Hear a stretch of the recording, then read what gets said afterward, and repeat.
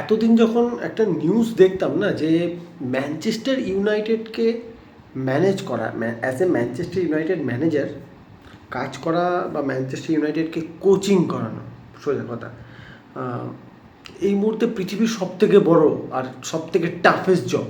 আমি ভাবতাম যে কেন ভাই, কী এমন সমস্যা? সব ক্লাব তো ম্যানেজাররা যাচ্ছে, সেখানে সাকসেসও পাচ্ছে, আমাদের ক্লাবটাতে সমস্যা কী হয়ে দাঁড়াচ্ছে? মানে ম্যানচেস্টার ইউনাইটেড যে লেভেলে বিলং করতো সেই জায়গা থেকে এখন যে ডাউনগ্রেডটা হয়েছে, আর তারপর এই যে আবার একটা ফিরে যাওয়ার চেষ্টা যেটা চলছে, কেন সেটা এতটা ইজি হচ্ছে না? আর কালকে ফুলহাম ভার্সেস ম্যানচেস্টার ইউনাইটেড ম্যাচটা দেখার পর না, আমি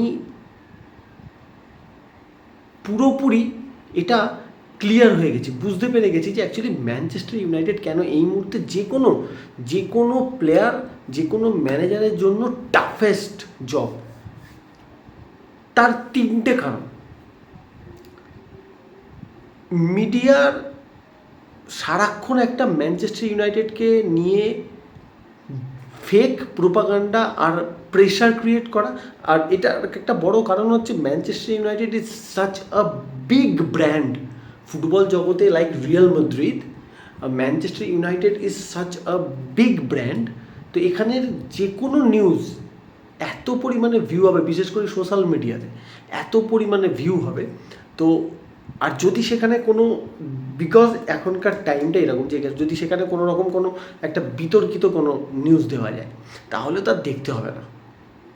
2 নম্বর, আমাদের ম্যানচেস্টার ইউনাইটেডের ফেক টক্সিক ফ্যান বেস, যে ফেক অ্যান্ড টক্সিক ফ্যান বেসটা আছে না, আর ইমপেশেন্স ফ্যান বেস যেটা আছে, তাদের আমার মনে হয় সিম্পলি ফুটবল সম্বন্ধে কোনো জ্ঞান নেই। ফেসবুকে বসে কমেন্ট করা কত ইজি সেটা বোঝা যায় এই কালকের ম্যাচটা দেখার পর। টিভিতে বসে খেলা দেখা আর একটা টিমকে ম্যানেজ করা অ্যান্ড দেন সেটা মাঠে গিয়ে ইমপ্লিমেন্ট করা, এই দুটোর মধ্যে আকাশ পাতালের তফাৎ। এটা আমাদের এই টক্সিক ফ্যানবেস কোনোদিন বুঝবে না। অলরেডি রুবেন অ্যামোরিমকে স্যাক করার কথা চলছে। Can you imagine? কিছু ফ্যানবেসে অলরেডি রুবেন অ্যামোরিমকে কালকের ম্যাচের পর এমনভাবে, মানে পারলে এরা গণধোলাই দিয়ে দেবে যদি সামনে পায়। আর যেভাবে পুরো ব্যাপারটাকে দেখানো হচ্ছে যেন কালকের ম্যাচে ইউনাইটেড প্যাথেটিক ফুটবল খেলেছে। আমি কিছু ইউটিউবারও দেখলাম যারা মোটামুটি 1.5 লাখ 2 লাখের সাবস্ক্রাইবার নিয়ে বসে আছে এবং তাদেরকে শো কল নিয়ে এদেরকে ম্যানচেস্টার ইউনাইটেড সাপোর্টার বলে, কিন্তু কালকের ম্যাচের পর দেখলাম মানে শুধুমাত্র ভিউজের জন্য আর শুধুমাত্র নিজেদেরকে ট্রেন্ডিং ভিডিওজের একটা যে সিস্টেম চলছে সেটা রাখার জন্য তারা এই ট্রেন্ডে গা ভাসাচ্ছে পুরোপুরি। আমি ফরেন ইউটিউবারদের কথা বাদ দিন, ওনারা তো সব বোঝে, সব জানে, হ্যান ত্যান। ইন্ডিয়ান যে ইউটিউবার যারা ম্যানচেস্টার ইউনাইটেড নিয়ে ভিডিও করে, তো কালকের ম্যাচের পর তারা দেখছি রুবেন অ্যামোরিমের ট্যাকটিক্স নিয়ে এত প্রশ্ন তুলেছে। প্রথম আমি যে প্রশ্নগুলো আমার মাথায় জাগছে, যদি সেটা আমি কোনো প্রপার উত্তর পেতাম খুব ভালো হতো। যেমন প্রথম প্রশ্ন এটাই আমার, যে ব্রুনো ফার্নান্ডেস যে পেনাল্টিটা মিস করেছে, 5 বছরে 5টা পেনাল্টি মিস, ব্রুনো ফার্নান্ডেস যে পেনাল্টিটা মিস করেছে, সেই পেনাল্টিটা মিস করার সময় তার রেফারির সাথে একটা ধাক্কা লাগা, অ্যান্ড দেন সে নাকি ওইখানেই মেন্টালি ডিস্টার্ব হয়ে গেছিল, হ্যান তেন অনেক কিছু সে বলেছে। তো আপনাদের কি মনে হয় এটা রুবেন অ্যামোরিমের ফল্ট? আচ্ছা, ম্যাথিউস কুনহা যখন প্রথমে চান্স পায় এবং অসাধারণ প্লেস করে ফার পোস্টে এবং সেটা বারে লেগে রিটার্ন চলে যায়, এটাও কি রুবেন অ্যামোরিমের দোষ?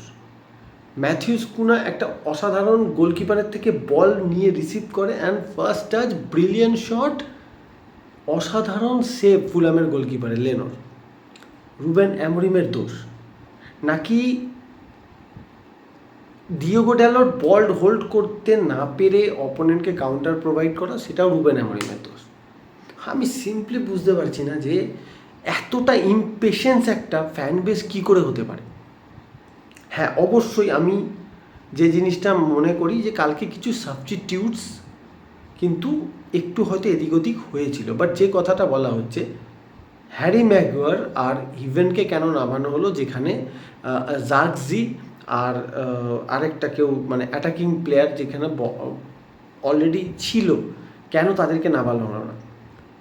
হ্যারি ম্যাগুয়ারের যে হেডারটা লাস্ট মিনিটে মানে রেগুলেশন 90 মিনিটসের লাস্ট মিনিটে যে হেডারটা জাস্ট একটুর জন্য বারের পাশ দিয়ে গেল, সেই গোলটা হয়ে গেলে কিন্তু মাস্টার স্ট্রোক বলা হতো এটাকে। দেখুন, আলটিমেটলি ইটস স্পোর্টস, আর এই স্পোর্টসে না আপনাকে যেমন হার্ডওয়ার্ক করতে হবে, ট্রেনিং করতে হবে, সব কিছু করতে হয়, আপনার সঙ্গে তার সঙ্গে লাকটাও দরকার পড়ে, প্রচণ্ড রকম দরকার পড়ে।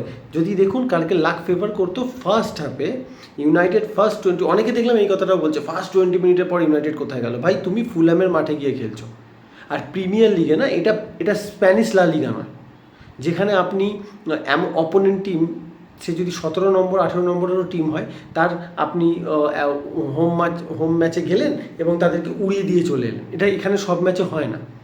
ফুলহ্যাম কোনো একদম আতিপাতি কোনো টিম না, তাদের একটা স্ট্রাকচার আছে, তারা প্রপার ফুটবলটাই খেলে, তারা কিন্তু এই তাদের হোম গ্রাউন্ডে যথেষ্ট ভালো ফুটবল খেলে।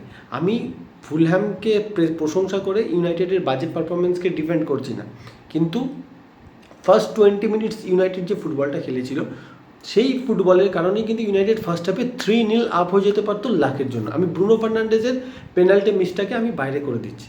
দেখুন, ব্রুনো ফার্নান্ডেজ পৃথিবীর প্রথম প্লেয়ার না যে এরকম পেনাল্টি মিস করলো, পৃথিবীর সব থেকে বড় বড় প্লেয়াররা পেনাল্টি মিস করে। তো ইউনাইটেড 3-0 আপ হয়ে যাওয়া মানে সেকেন্ড হাফে ইউনাইটেডের খেলাটা আপনি পাবেন।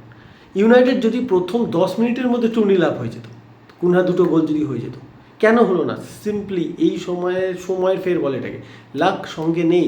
আপনি এক্সপেক্ট করেন কি, আমরা কি করে এক্সপেক্ট করি যে আর্সেনালের সাথে যে ম্যাচটা ইউনাইটেড খেলেছে, এভরি ম্যাচ ইউনাইটেড এই কনসিস্টেন্সিটা বজায় রাখবে? পারবে না এই মুহূর্তে, কারণ এই টিমটাও তো ইনএক্সপিরিয়েন্স, এই টিমটাও কিন্তু প্রিমিয়ার লিগের জন্য এই মুহূর্তে ইনএক্সপিরিয়েন্স। আপনার কাছে ডোরগুর মতো প্লেয়ার আছে, আপনার কাছে আমাদকে কি আপনি প্রচুর এক্সপিরিয়েন্স প্লেয়ার ধরে ফেলেছেন? না, কুনহা এমবাপুমো আছে, বাট তারা একটা টিমে এসছে, অ্যান্ড প্রিমিয়ার লিগের মতো টাফ কম্পিটিশন, সেখানে 2-3টে ম্যাচ তাদের খারাপ যাবে, কোয়াইট ন্যাচারাল। বেঞ্জামিন সেস্কো কেন ফার্স্ট টিম খেলছে না, কেন মেসন মাউন্টকে ফলস 9 খেলানো হচ্ছে? এই মেসন মাউন্ট ফলস 9 খেলেছিল আর্সেনাল এগেনস্টে, we created lot of chances, তার থেকে বেটার চান্সেস আমরা ক্রিয়েট করেছি এগেনস্ট ফুলহ্যাম।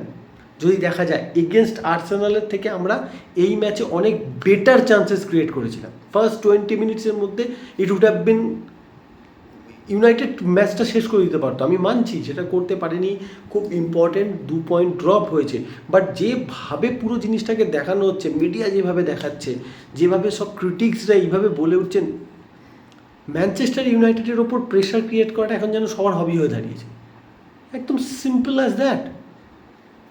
ম্যানচেস্টার ইউনাইটেড কালকে আমি মানছি সেকেন্ড হাফে বিশেষ করে গোলটা কনসিড করে যাওয়ার পর ফুলহ্যাম ওয়াজ গুড, কারণ দেখুন রুবেন অ্যামোরিমের প্রেস কনফারেন্সগুলো দেখে যেটা বুঝেছি, হি ইজ ভেরি অনেস্ট, একদম সোয়াসাপটা উত্তর দেয় এবং একদম অনেস্টির সাথে উত্তর দেয় যে আমরা কালকে গোল কনসিড করার পর এই রেজাল্টটাকে মেনটেন করতে গিয়ে ফুটবল খেলাটা বন্ধ করে দিলাম। এক্স্যাক্টলি সেম, ডিয়েগো ড্যালট ওখান থেকে বল কাটিয়েছে আর আপনি সেখান থেকে কাউন্টারে গোল খেয়েছেন, লুক শট ট্র্যাক ব্যাক না করা, তো এগুলো আছে। বাট যেভাবে পুরো জিনিসটাকে আবারও বলছি দেখানো হচ্ছে যে ম্যানচেস্টার ইউনাইটেড অলরেডি 2টো ম্যাচের পরেই, আমি জানি প্রেশার আছে, কিন্তু 2টো ম্যাচের পরেই তারা রেলিগেশন ফাইট করছে, 2টো ম্যাচের পরেই ম্যানচেস্টার ইউনাইটেডের সিজন অলরেডি ফিনিশড, যেভাবে পুরো বিষয়টাকে দেখানো হচ্ছে, যেভাবে এই ম্যানেজারটাকে প্রেশারে ফেলা হচ্ছে, কারণ শুধুমাত্র ফুটবল টিমকে ম্যানেজ রুবেন অ্যামোরিমকে করতে হচ্ছে না, তাকে ডিল করতে হচ্ছে প্লেয়ার্স লাইক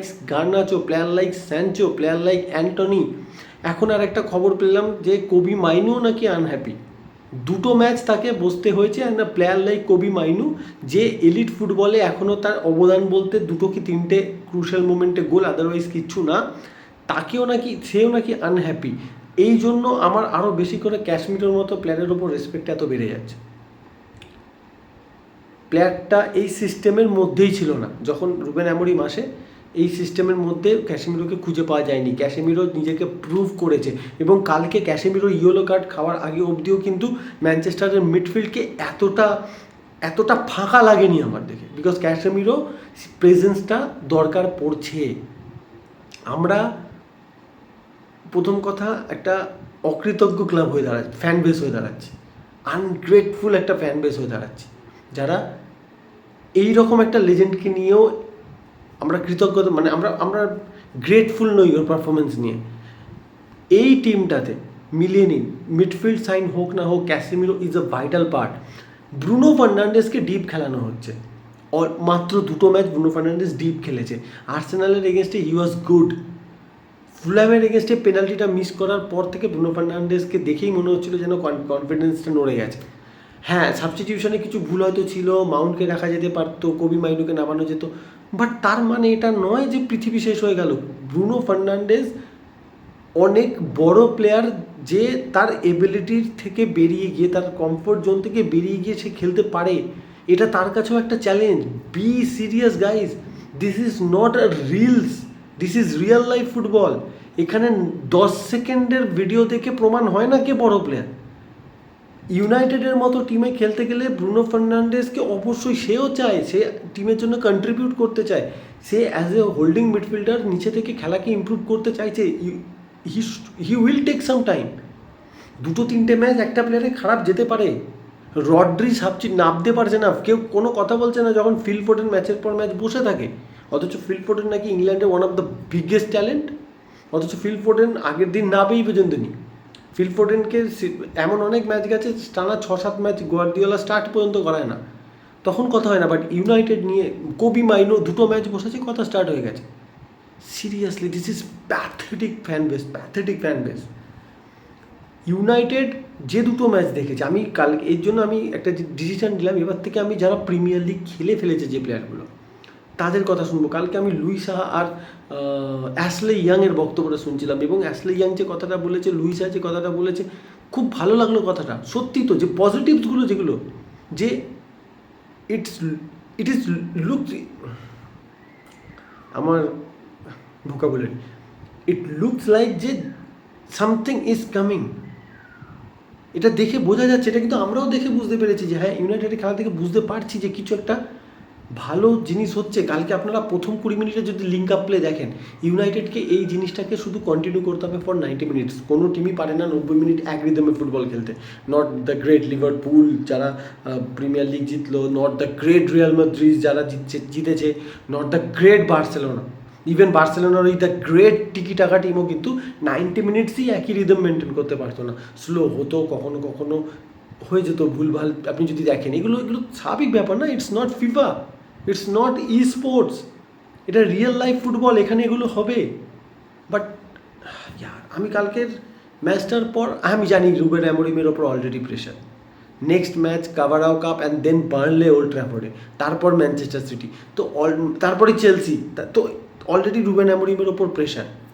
কিন্তু যেটা ফ্যানবেস করছে প্যাথেটিক। আর আপনারা আবার একটা ম্যানেজারের পেছনে পড়েছেন যে চেষ্টা করছে পুরো জিনিসটাকে 90 ডিগ্রি ঘুরিয়ে, কিন্তু দাঁড় করাতে কিন্তু সময় তো লাগবে না, এটা সময় লাগবে, quite natural, it will take time.